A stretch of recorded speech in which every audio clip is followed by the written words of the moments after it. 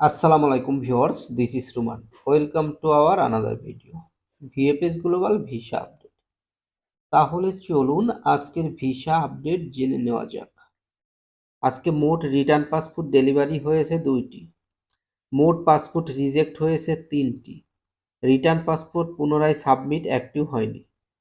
আজকে মোট ভিসা হয়েছে 10টি, ফ্যামিলি ভিসা হয়েছে 6টি, এগ্রিকালচার ভিসা হয়েছে 4টি, স্পন্সর ভিসা অ্যাক্টিভ হয়নি, ডোমেস্টিক ভিসা অ্যাক্টিভ হয়নি, ট্যুরিস্ট ভিসা অ্যাক্টিভ হয়নি, স্টুডেন্ট ভিসা অ্যাক্টিভ হয়নি, বিজনেস ভিসা অ্যাক্টিভ হয়নি।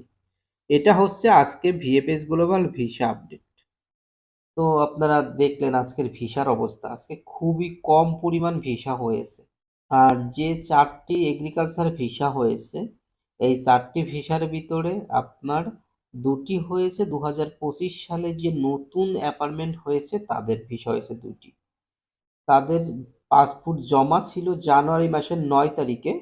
আর বাকি যে দুজন 26 অক্টোবর 10 নভেম্বর 2023 সালে এদের ফাইল জমা ছিল। তো এই 4জনেরই ভিসা হয়েছে আজকে আপাতত এগ্রিকালচারের। আর যে সকল ফ্যামিলি ভিসা হচ্ছে, ফ্যামিলি ভিসাগুলো 23, 24, 25 সবই হচ্ছে। কিছু কিছু পাবলিক আছে ভিডিওতে এসে উল্টাপাল্টা কমেন্ট করে, আমি বুঝি না উল্টাপাল্টা কমেন্ট করে এরা কি মজা পায়। আমি তো সাধারণত ভিসা আপডেট নিউজ দিয়ে থাকি। যদি আমার ভিসা আপডেট নিউজে আপনাদের কোনো ক্ষতি হয় তাহলে আমার ভিসা আপডেট নিউজগুলো দেখবেন না। আর যদি মনে হয় না আমার নিউজ দেখে আপনাদের একটু হলেও উপকার আসে বা একটু ধারণা আসে কি পরিমাণ ভিসা দিচ্ছে, কি পরিমাণ ভিসা রিজেক্ট হচ্ছে, তাহলে আপনারা আমার ভিডিও দেখবেন।